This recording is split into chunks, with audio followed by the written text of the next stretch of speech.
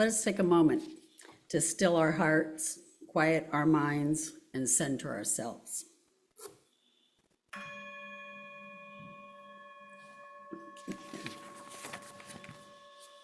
If you have come here seeking comfort, may your pain be soothed. If you have come here looking for answers, may you find new questions. Diane will light our chalice this morning. Those of you at home, you are invited to light your own chalice now.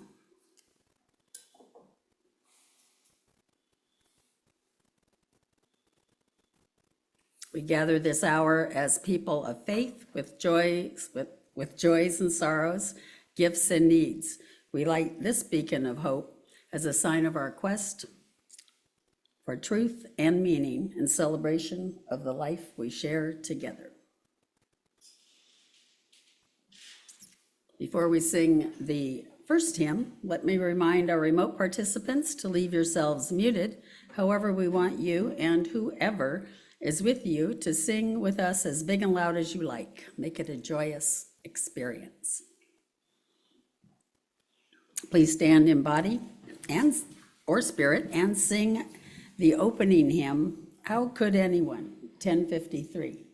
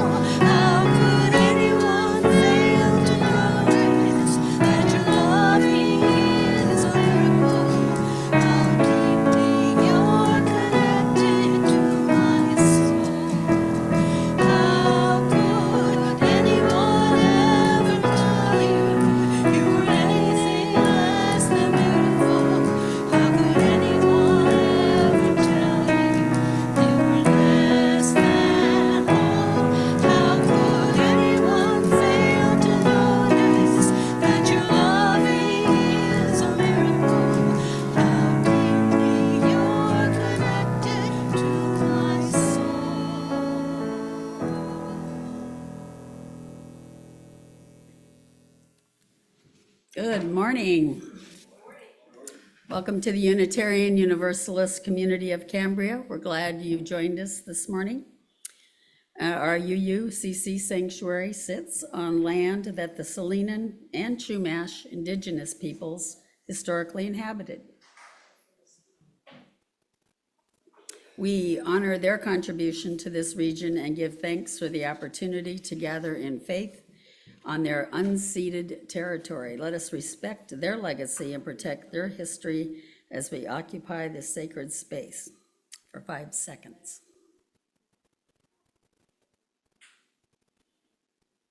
As Unitarian Universalists, we celebrate religious diversity and welcome all who journey in search of faith and spirituality. The UUCC is a lay-led congregation run by the democratic process. We invite speakers from different religious traditions and spiritual or scientific backgrounds, as well as community leaders to speak at our pulpit. We encourage presentations covering a variety of topics and areas of interest that connect with the UU 7 principles and 6 values, which are, you can say them with me, JETPIG, right? Justice, equity, transformation, pluralism, interdependence, and generosity. All right. Okay. Today's service centers around the second principle. We affirm and promote justice, equity, and compassion in human relations. My name is Dolores Miera, and I am your worship associate for this morning's service. I would like to extend a special welcome to today's guests and visitors. We're glad you've joined us this morning. If you wish, please raise your hand if you would like to introduce yourself or your guest.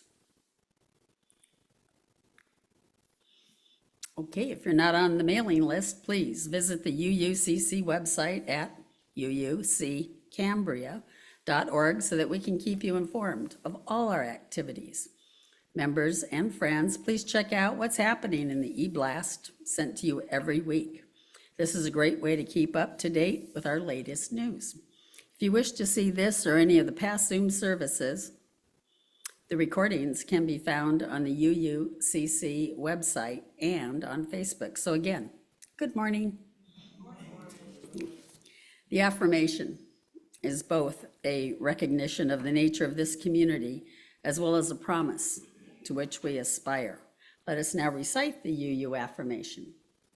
Love is the spirit of this church, and service is its prayer. This is our great covenant, to dwell together in peace, to seek the truth and freedom, and to help one another.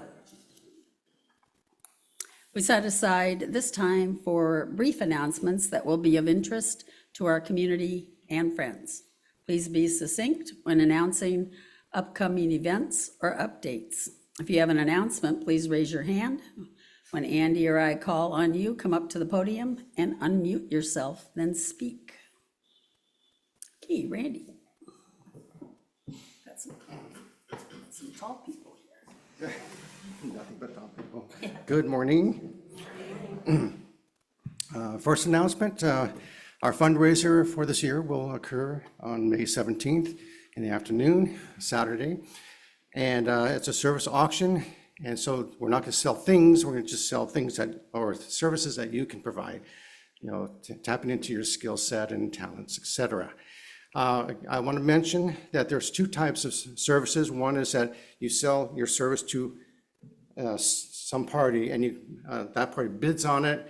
The winning party gets your service and you arrange the time and place and all that. The other type is a group service, which means if you want to teach a class or host an event, you can, that will have to have a set time, a set place, and each person that attends will pay just $20 to participate. For example, Lori does her arts and crafts thing, and she'll say, I can take 2 to 8 people, and then you all sign up for it on a particular date, you all arrive and do the event. Okay, so that's what's on tap. You probably received an email from Lori, instructions and also ideas, lots and lots of ideas.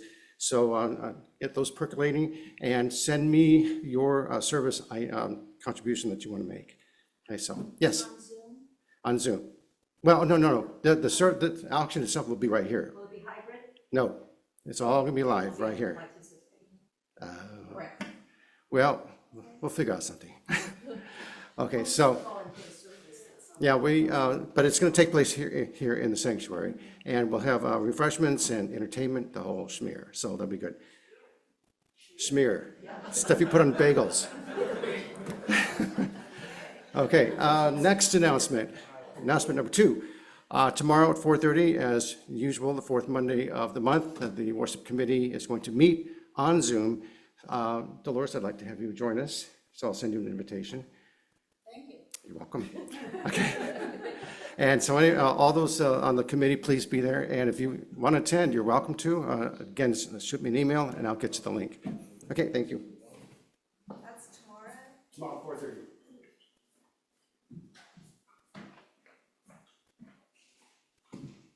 Hey, everybody. I'm the new care committee or care committee chair. Yeah. And already we have a bit of an emergency. I'm afraid I don't know Kathleen and Marilyn's last name, but Marilyn fell and she's broken her collarbone and her pelvic, which, yeah, bad.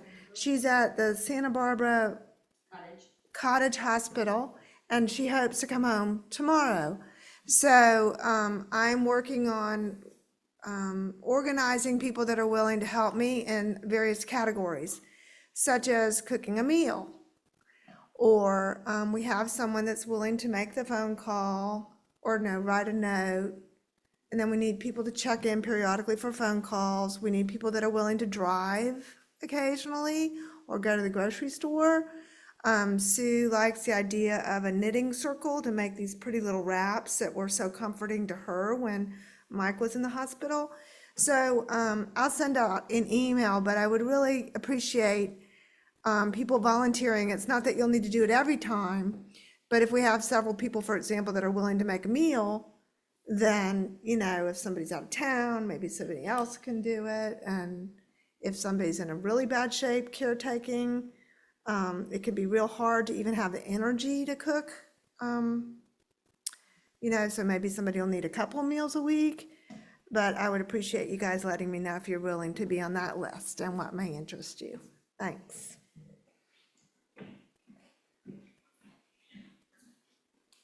Good morning, I'm Andy Fagan. Two short announcements. The men's group postponed last Monday's meeting until tomorrow. So the men's group will be meeting here and on Zoom tomorrow morning at 10 a.m., not 7, 10 a.m. And the book discussion group on sources of our faith continues this Wednesday at 4 p.m. here in the sanctuary.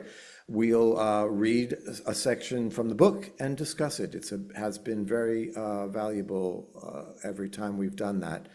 No homework required, just come here and we'll read the book and discuss. Thanks.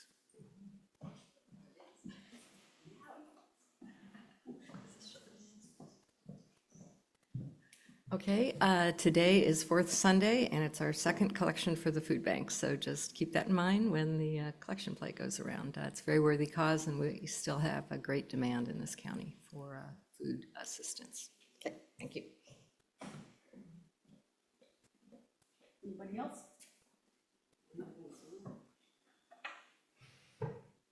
I have one.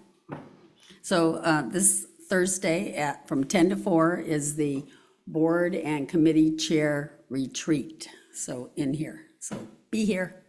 Okay, if you're a committee chair or board person. Andy, anybody on Zoom? No announcements on Zoom. Okay. Next week, our own Kelly Tevan will present Zen and the Art of RV Living. Joys and Concerns is a time of sharing personal celebrations, sorrows, reflections, or gratitude. This is a time for community building. Please exercise brevity. Thank you. The collective flames of these candles embody all the joys and concerns which may have gone unspoken today, but are also deeply felt in this community. The first reading is a statement by Dr. Rebecca Helm, biologist and professor at University of North Carolina, Asheville. If you know a bit about biology, you will probably say that biological sex is caused by chromosomes, XX in your female, XY in your male. This is chromosomal sex, but is it biological sex? Well, turns out there is only one gene on the Y chromosome that really matters to sex. It's called the SRY gene. During human embryonic development, the SRY protein turns on male-associated genes. Having an SRY, you're going to be tested on this after. But is this sometimes the SRY gene pops off the Y chromosome and over to the X chromosome. Surprise. So now you've got an X with an SRY and a Y without an SRY. What does this mean? A Y with no SRY means physically you're female. Chromosomally, you're male, XY, and genetically, you're female, no SRY. An X with an SRY means you're physically male, chromosomally female, and genetically male, SRY. But biological sex is simple. There must be another answer. Sex-related genes ultimately turn on hormones in specific areas on the body and reception of those hormones by cells throughout the body. Is this the root of biological sex? Hormonal male means you produce normal levels of male-associated hormones, except some percentage of females will have higher levels of male hormones than some percentages of males. Ditto, ditto, female hormones, and blah, blah, blah. If you're developing, your body may not produce enough hormones for your genetic sex, leading you to be genetically male or female, chromosomally male or female, hormonally non-binary, and physically non-binary. Well, except cells have something to say about this. Maybe cells are the answer to biological sex, right? Cells have receptors that hear the signal from sex hormones, but sometimes those receptors don't work. Like a mobile phone that's on do not disturb. Call and cell, they will not answer. What does all this mean? It means you may be genetically male or female, chromosomally male or female, hormonally male, female, non-binary, with the cells that may or may not hear the male, female, non-binary call, and all this leading to a body that can be male, non-binary, female.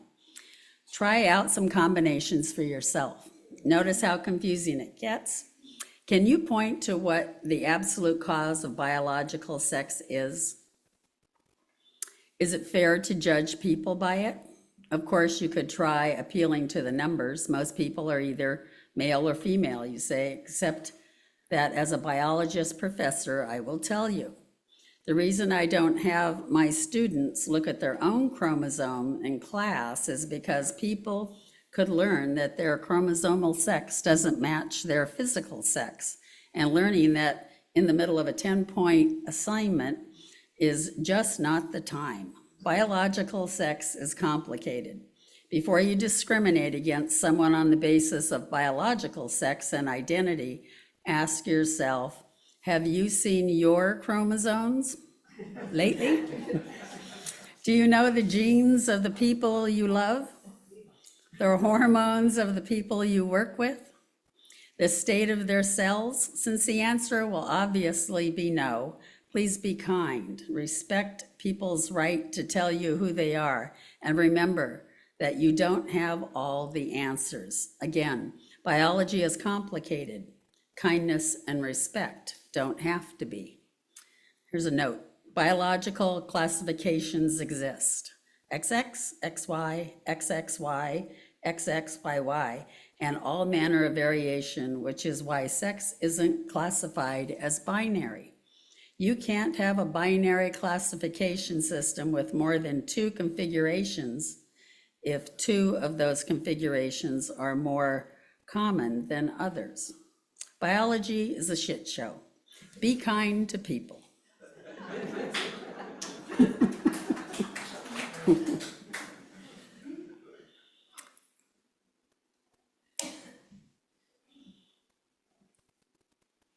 Let us enter a place. Say it again. No. Okay, we could have time afterwards, perhaps. Yeah, thank you, though. Let us enter a place of peace and serenity, where you are one with your spiritual being. Be at peace within your space, where the absence of all that is temporal is its most cherished gift. Let us enter the stillness.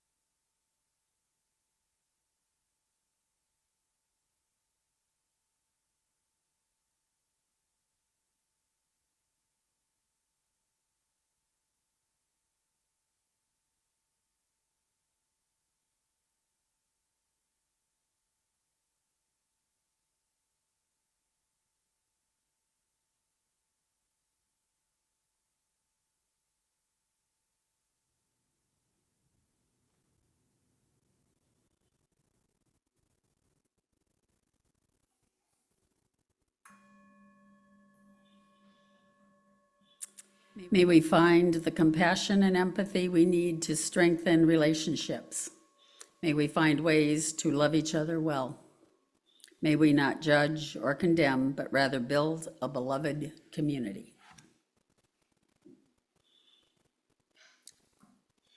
The second reading is a statement by the Reverend Dr. Sophia Betancourt, current president of the Unitarian Universalist Association.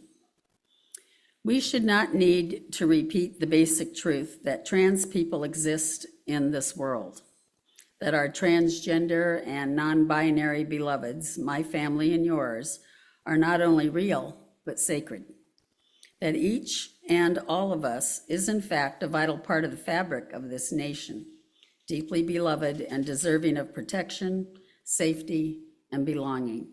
I send love upon love to the interconnected family that we are for one another, knowing that none of us goes it alone in these destabilizing and complex times. We are real. We are here, together in all ways we can be. And we will remain committed to the struggle ahead and the future we will make together. We Unitarian Universalists are people with diverse identities, stories, and experiences.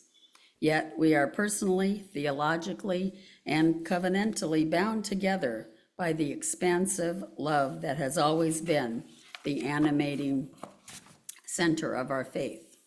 Far more powerful than any faction, leader, nation, or creed, it is this fierce love that compels our deepest loyalty and our most courageous action.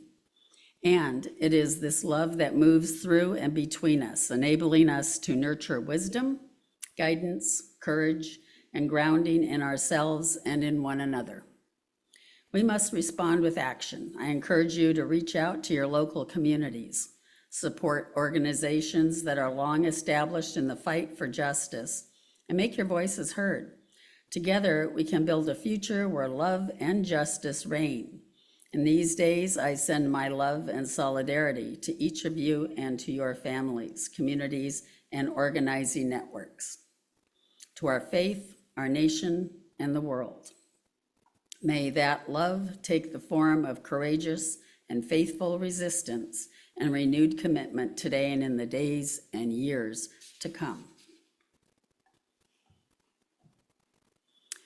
The anthem today is a video of Leah Morris singing 1019, Everything is Possible, lyrics and music by Fred Small.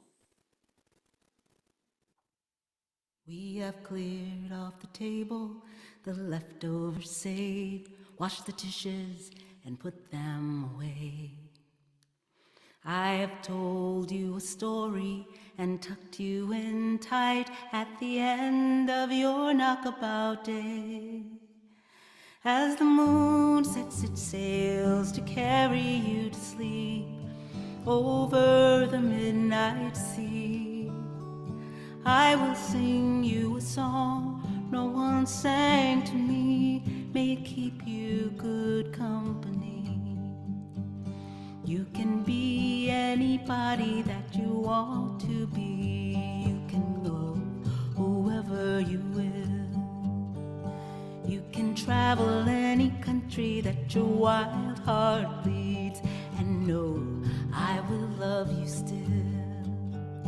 You can live by yourself, you can gather friends around, you can choose one special one, and the only measure of your words and your deeds will be the love you leave behind when you're done.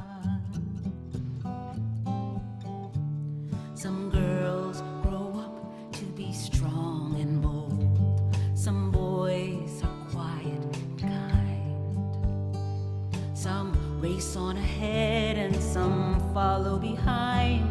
We all grow in our own space and time. Some women love women, some men love men, some raise children and some never do. You can dream all the day, never reach in the end of everything possible for you. You can be anybody that you want to be. You can love whoever you will. You can travel any country where your wild heart leads, and know I will love you still. You can live by yourself, you can gather friends around, you can choose a few special ones, and the only measure of your words and your deeds will be the love you leave behind when you're done. Don't be rattled by names, by taunts, by games, but seek out spirits kind and true.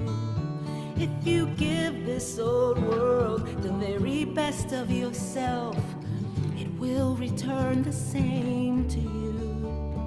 You can be anybody that you want to be. You can love whoever you will. You can travel any country that your white heart leads, and know I will love you still. You can live by yourself, you can gather friends around, you can choose one special one, but the only measure of your words and your deeds will be the love you leave behind when you're done. Will be the love you leave behind when you're done.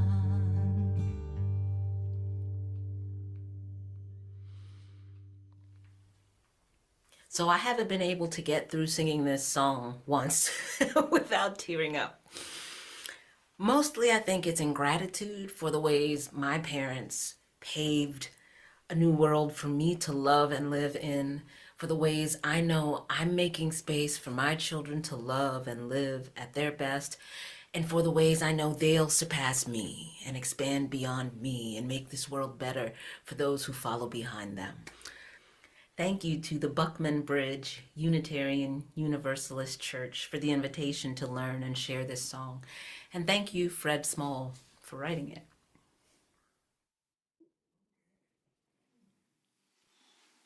That said it all, huh? Today's talk is titled Sex, Gender, and UU, to be delivered by the Reverend Lynn Hopkins. Reverend Lynn Hopkins is a Unitarian Universalist minister serving the Unitarian Universalist Fellowship of Montgomery, Alabama. Lynn is a lifelong activist for justice and equity since the days of the Vietnam War. Raised in the suburbs of Washington, D.C., Lynn and Lynn's spouse, Carolyn, lived for 20 years in the Atlanta area and then in Denver, Colorado, briefly before settling in Montgomery in 2014. In all of those places, Lynn was engaged in public advocacy, protest, testimony, and other activities in areas of sexuality and gender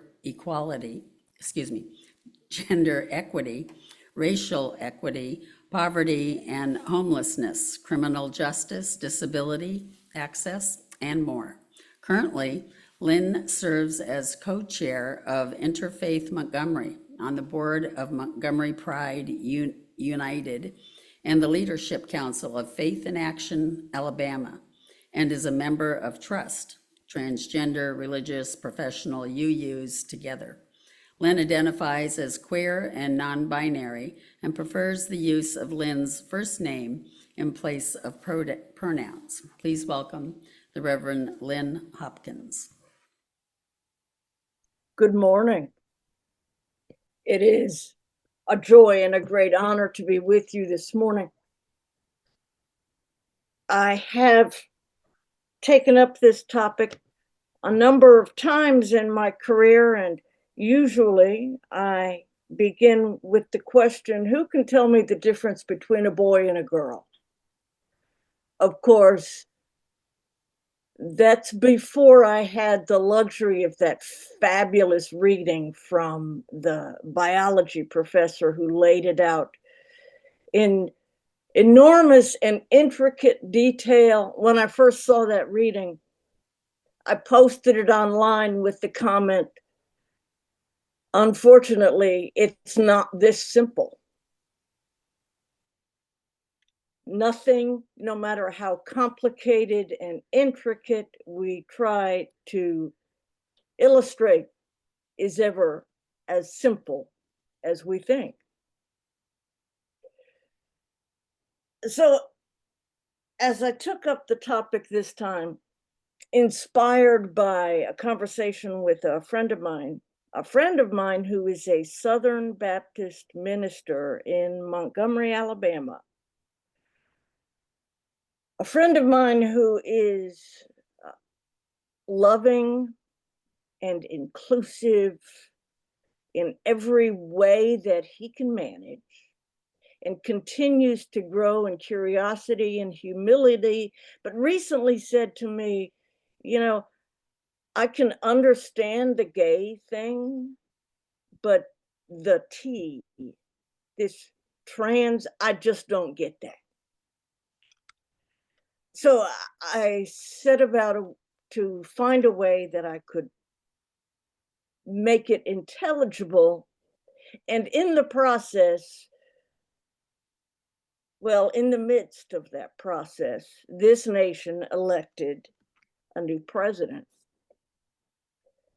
that changed everything. And it became necessary for me to imagine a way to make this intelligible to a wider audience of allies and those who would be foes.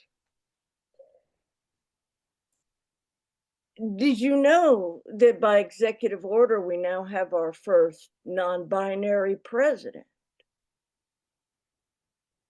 I love that executive order that was issued on the first day of his presidency that said that sex is binary and immutably determined by the sex of the embryo at the time of conception. Of course, the trouble with that, I don't have any graduate study in biology, but I did get enough in high school to understand that for the 6 weeks of development, embryos are non-binary. If nothing interrupts the process, they will all grow up to be female. In roughly half of the embryos, there is an intervention, a chemical intervention in processing that leaves us with male. But really, our president has decided and made it law that everyone is categorized by one of two binary choices that is immutably determined by the sex of the embryo at the time of conception. You heard Dr. Helm's lengthy, complicated, messy description of various differences in sex development. Differences in sex development is the common term, sometimes abbreviated DSD, that most folks know as intersex. Once in a while, a child gets an extra chromosome from a parent, or a chromosome is absent, or there are irregular hormonal levels, or there are any number of variations. I think most of us know this can happen. What many of us don't realize is that it actually happens in about 1.7 of births, 1.7% of births. That's consistent over time. 1.7% means that there are roughly the same number of intersex persons in the US as there are religious Jews.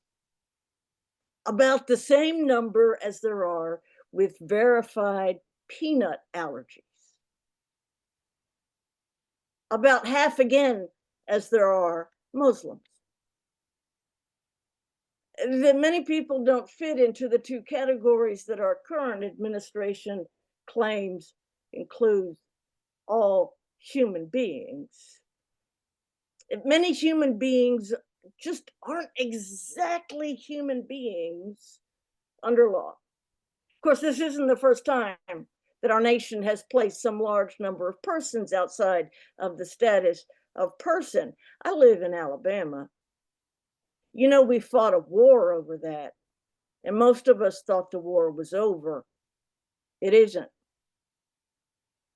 Now, it's very important to note that intersex is an entirely different thing from transgender. As the professor mentions in the reading, many people with sex differences in development are unaware and may remain unaware for their entire life. These folks may comfortably identify with one or the other of the binary sex categories. In fact, it continues to frustrate researchers, medical and social theorists, that there is no apparent correlation between transgender experience and differences in sex development. I think it's reasonable to assume, based on what we know, that differences in sex development or intersex have existed for as long as human beings have existed. Because we know that, yes, environmental exposures can sometimes lead to chromosomal irregularities, but for differences in sex development, scientific evidence indicates that in virtually every instance, these are randomly occurring. And I say virtually every only because lived experience has taught me that always is always false. It is difficult to establish anything as fact with regard to the chromosomal history of human beings. It's much easier, though, to establish that certain lived experiences have existed throughout history, notwithstanding a concerted and highly effective effort over time to write the transgender experience out of ancient religious texts. You may not know, I didn't, that historical evidence speaks to a Roman emperor in the 3rd century, the time when much of Christian scripture was being recorded, who actively sought medical assistance in modifying their genitalia.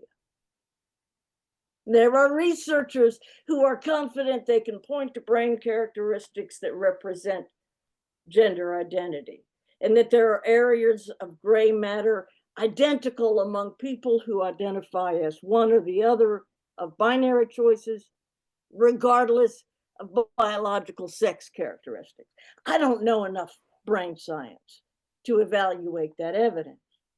I can tell you it comes from reputable scientists in reputable institutions. It just isn't yet clearly defined enough to make a particular claim that will hold up.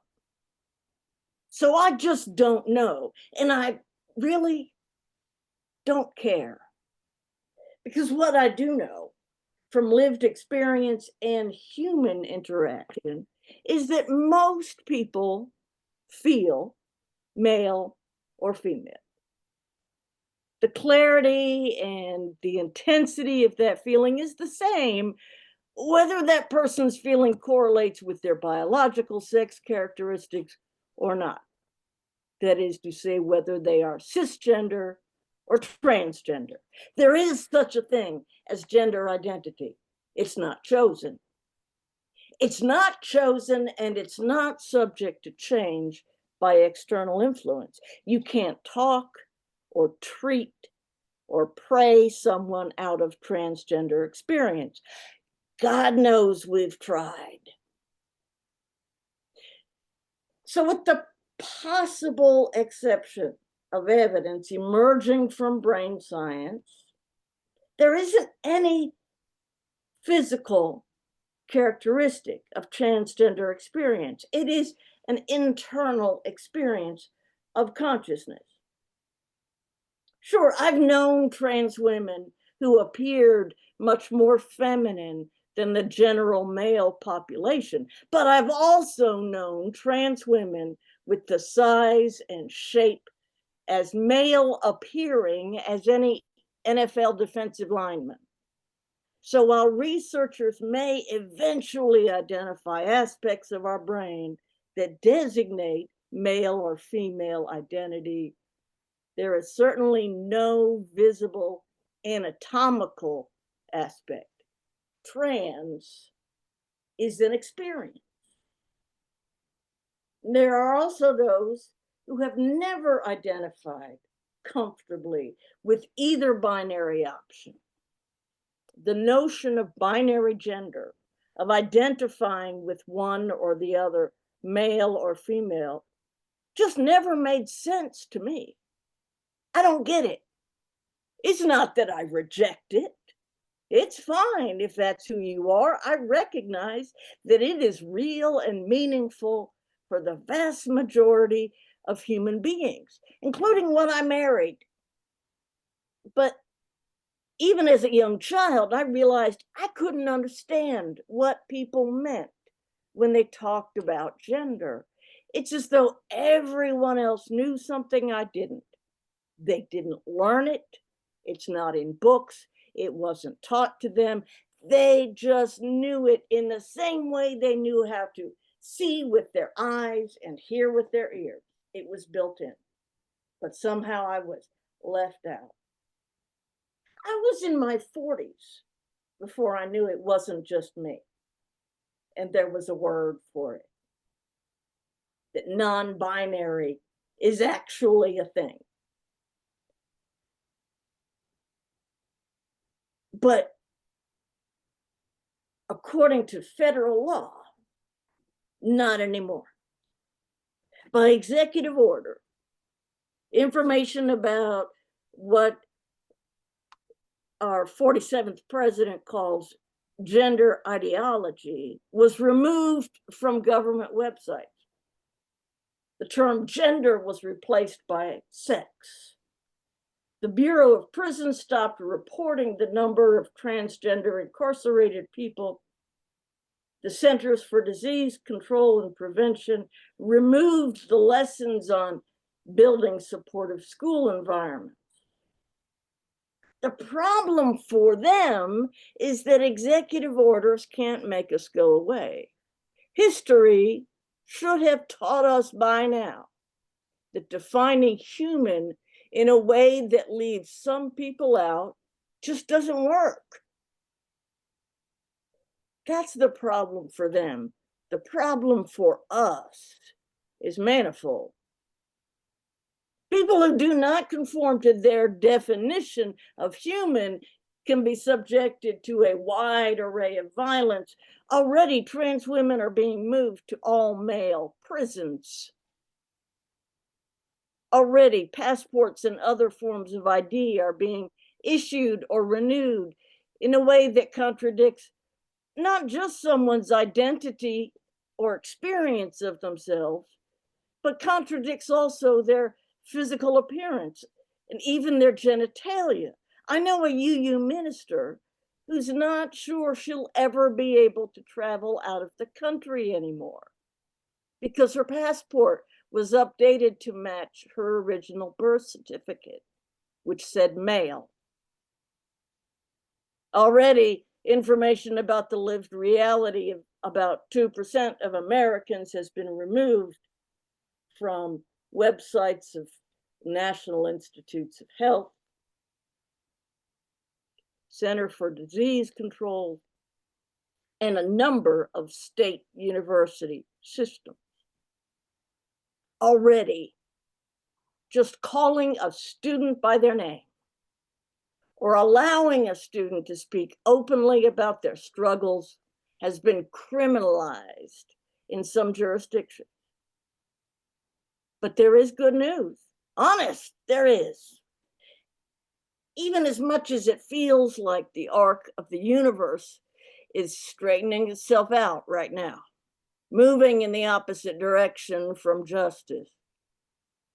That's only what the reactionary forces would have you believe. Most people today actually know better. They know better. They cannot be told that their family members, their friends, their neighbors, their co-workers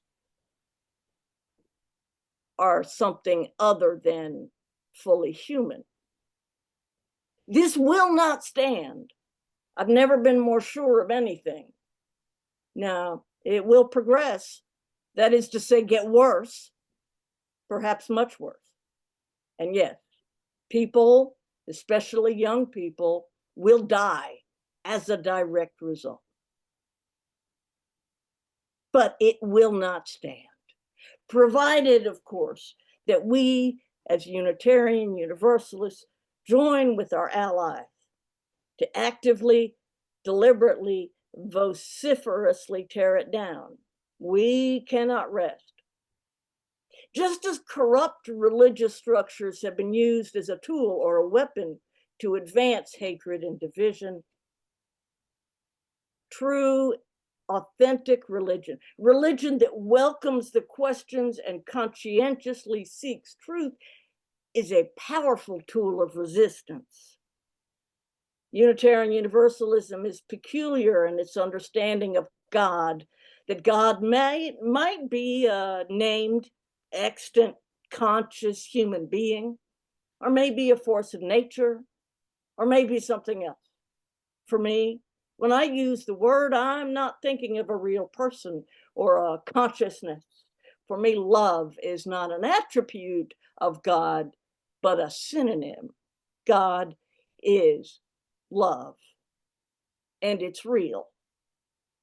Love, not like a warm feeling, not like I care what happens to you, but love like the actions of those who refuse to allow violence and suffering to persist unchecked. Love that says, maybe I like you, or maybe I can't stand you. And maybe most of the time we work at cross purposes, but I recognize and embrace your humanness. And because of our shared humanness, I will do all that I can to ensure your safety and well-being. Love. We will speak up. We will speak truth even when it feels unwelcome or unsafe. And we will seek truth even when it feels like we already know all we need to know. I want to recognize too, this is a time of great opportunity for us as Unitarian Universalists, a time that our movement becomes embodied, visible, alive in a new way. You know, there are folks out there who encountered Unitarian Universalism when we showed up in force at the Voting Rights March in Selma 60 years ago, and they have no idea we still exist. Those folks, their children, their grandchildren need us now. The nation and the world need us now. And maybe, just maybe, we need this moment to re-energize and refocus and enliven us. Now, I don't know what comes next, but I do know that you, each of you, no matter your place or activity in life, every one of us has a part to play in these days. I also know love changes lives, not just individual lives, not just the lives of families. Love can and must impact the life of this nation. It falls to each of us to rise and move and engage with love, tirelessly, with humility and curiosity and grace. Each of us touches and changes the lives of others, more often than not, by far, in ways we do not know, and with people we do not remember. We are called this day to live into Unitarian Universalism as never before. And so we move forward. May it be ever so, and more so with each passing day.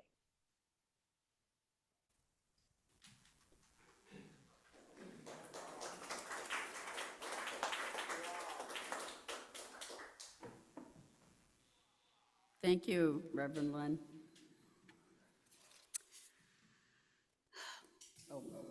So this morning's offering will now be given and received. Please remember, we are a self-sustaining congregation and provide all financial resources for our many ministries. We recognize the spiritual value of generosity and invite you to participate. If you're viewing this service remotely, please use one of the methods shown on the screen.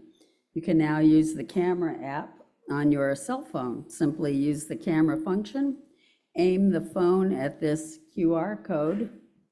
When you see a small notification appear on your screen, touch it. A new screen will appear for you to enter an amount. The same applies to all of you here in the sanctuary if you want. Or you can just drop it in the little bucket that I will circulate. I'd like to recite the lyrics to this piece I'm going to play. It's called No One Like You. I like your eyes, I like your nose, I like your mouth, your ears, your hands, your toes. I like your face, it's really you. I like the things you say and do.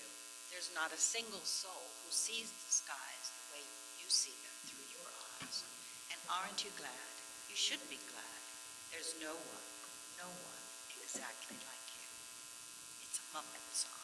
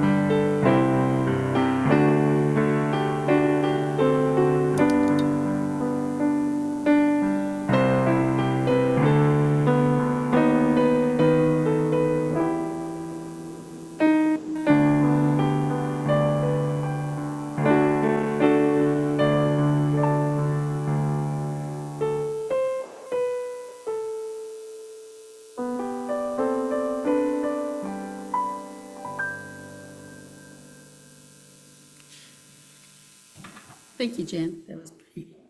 Our thanks for all gifts given and received for the work of this community.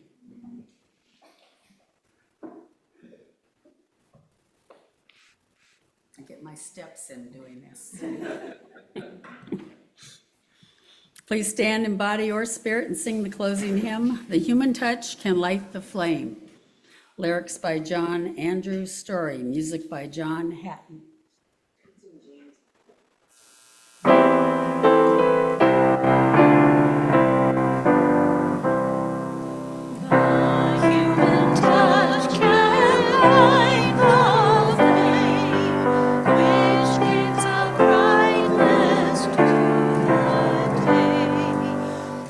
Spirit,